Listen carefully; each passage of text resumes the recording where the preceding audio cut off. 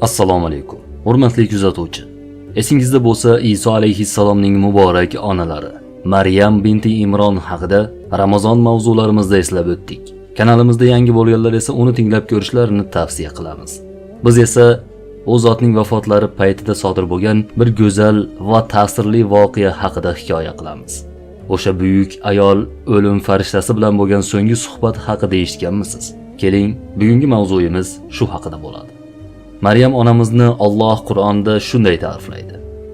Farishtalar Maryamga: "Yo Maryam, albatta Alloh seni ayollar orasidan tanlab oldi va barcha gunohlardan pokladi hamda seni butun olamlarning ayollaridan afzal qildi. Yo Maryam, Parvardigoringga itoat qil va ruku. Allohga ibodat qiluvchilar bilan birga sajda va ruku, ya'ni ibodat qil" deganlarini eslay. Oli Imron surasi 42-43 oyatlar. Maryam onamiz iffat, ibodat va taqarrubda namunali ayol edi. Har bir musulmon qiz va ayol uchun ibrat namunasi bo'lgan muqaddas zot. Iso alayhissalom tug'ilib, Allohning izni bilan go'dak hollarda gapirganlardan keyin Maryam onamizning sha'ni tiklandi. Lekin u zot hayotlarining oxirida ko'p vaqtlarini yolg'izlik, ibodat va Allohga suyanish bilan o'tkazganlar. Rasululloh alayhissalom u ayol tarixini aytarkan, erkaklar orasida kamolotga yetgan kishilar ko'p bo'lgan, ammo ayollar orasida sanoqlilar bu martabaga erishgan deya bir necha ayollarning ismlarini zikr qildilar. Mana shunday kamolotga yetgan ayollar orasida Maryam onaning ismi ham bor edi. Rivoyatlarda onamiz Maryam o'g'li Iso alayhissalom bilan tog'da yashardi. Tunlari qoyim, kunlari ro'zador holatda hayotini o'tkazardi. Onamizning tog'da bir uyi bo'lib, u zot o'sha yerda o'g'li Iso alayhissalom bilan ko'p birga qolardi. Kunlarning birida Iso alayhissalom biror yegulik olib kelish uchun tog'dan shaharga qarab tushib ketdi. O'g'lini tezroq qaytib kelishini tilagan onasi Maryam uni kuzatgancha o'zi yolg'iz uyda qoldi. Maryam onamiz namoz o'qib Allohga zikr aytib mehrobida o'tirarkan, mana shu vaqtda uy eshigidan kishi suratida bir farishta kirib keldi. Onamiz Maryam o farishtaning haybatini va salobatini ko'rib seskanib, hushidan ketib qoldi.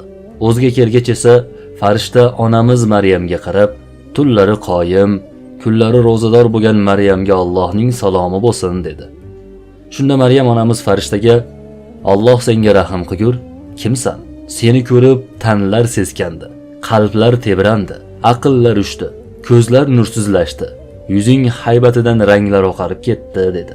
Shunda farishta onamiz Maryamga: "Men go'daklarga go'dak deb rahim qilmaydigan, yoshlarni yosh deb bilmaydigan, qarilarni qari deb ikrom qilmaydigan, men lazzatlarni tugatuvchi, do'stlarni bir-biridan ayiruvchi, shahovatlar eshigini yopuvchi, omonlikni kesuvchi, men tanadagi ruhlarni sug'urib oluvchi, qasrlarni vayron qiluvchi, qabrlarni tikkalovchi, men birortasidan izn so'ramay keluvchi, gadoyga ham, podshohga ham bir xil muomala qiluvchi bo'lgan Malakul Maut, o'lim farishtasiman" dedi. Bu so'zlarni tinglagan Maryam onamizning ko'zlari namlanib, "Ziyorat uchun keldingmi yoki qabz uchunmi?" deb so'radi. Farishta unga: "Qabz uchun keldim. Hozirlik ko'r" dedi. Shunda onamiz yig'ladi va: "Ey Allohning farishtasi, bilaman sen Xudoning amri bilan kelasan, ammo bir so'rovim bor. Menga ozgina muhlat ber va shoshilma. O'g'lim qaytib kelib olsin.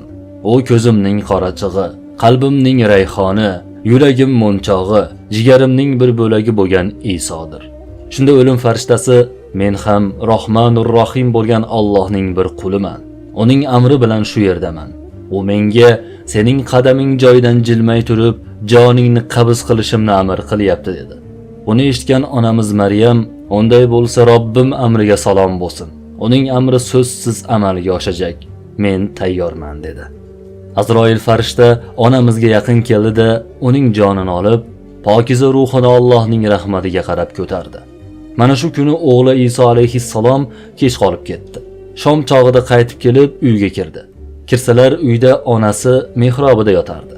Onasiga Allohning amri kelganidan bexabar bo'lgan Iso alayhissalom onasini uxlayapti deb o'ylab past tovushda: "Onajonima, Allohning farzini ado qilib, charchab uxlab qolibdilar-da" dedi-da, qo'lidagi narsalarni qo'yib namoz o'qishni boshladi.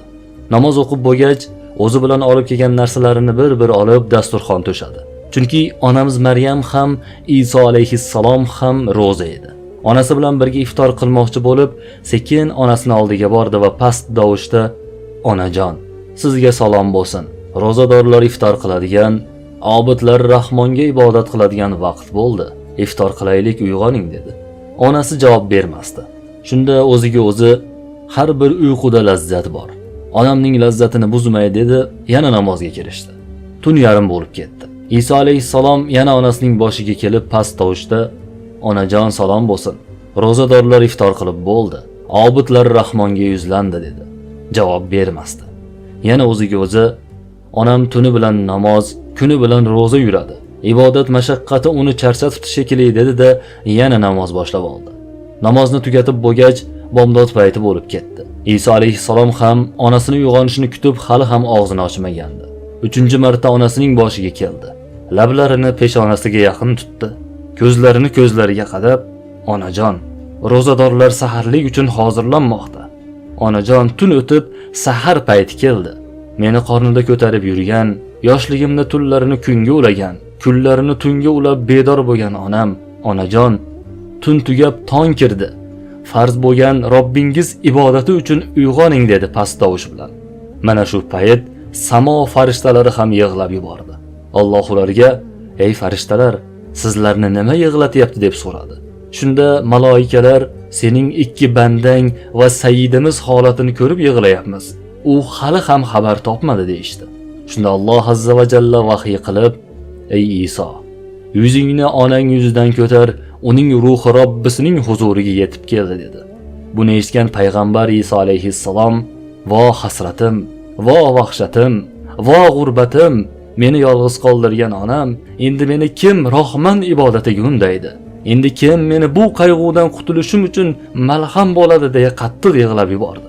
Shunda Alloh taolo Iso alayhissalomga yana vahiy qilib: "Ey Iso, ey ruhulloh, Robbing sen uchun kifoya emasmi? Bir ayol Robbingdan yaxshi bo'ladimi?" dedi. Shunda Iso alayhissalom: "Yo'q. Yo'q yo Parvardigor, sening jaloling va yuzing, azamating va qudrating barcha narsadan afzaldir" deya sabr qildi va qazoi qadariga taslim bo'ldi. Iso alayhissalom onasini dafn qildilar. U zot ko'z yoshlarini to'karkan shunday dedi: "Ey onam, sizni dunyodan ketkazgan zotga suyandim. Biz ham uning huzuriga qaytamiz." Maryam ona muqaddas zaminda Baytul Maqdis yaqinida dafn qilinganligi haqida rivoyat bor. Ba'zi rivoyatlarda u zotning qabri Quddus shahri yaqinida deyiladi. Maryam onamizning hayotlari, iffatlari va Allohga bo'lgan muhabbatlari biz uchun ulug' saboqdir. U zot vafot paytida ham Iso alayhissalomni kutdilar. Shu orqali ona farzand muhabbati, Allohga suyangan holda jon topshirish qanday bo'lishini ko'rsatdilar. Bu rivoyatni Imom Tabariy, Ibn Kasir, Imom Suyutiylar eslab, bu qissa garchi Isroiliyot manbalaridan olingan bo'lsa-da, ibrat uchun keltirish joizdir deydilar. Yana Alloh biluvchidir. Xulosa shuki, Allohning valisi bo'lgan Maryam onadek zotni ham Malakul Maut ayab o'tirmadi. Payg'ambar bo'lgan o'g'li Iso alayhissalom ham onasini qutqara olmadi. O'g'illar, hoy o'g'illar, onaning ishqida mast bo'ling. Ertaga ularning hidini ham topa olmaysizlar. Ota va onangiz ikki yelkangizga qo'nib turgan kabutarlardir. Ular uzoq turmaydi. Tezda uchib ketadi. Keyin kech bo'ladi. Biz bilan qoling. Rolikni yaqinlar bilan ulashib qo'ying.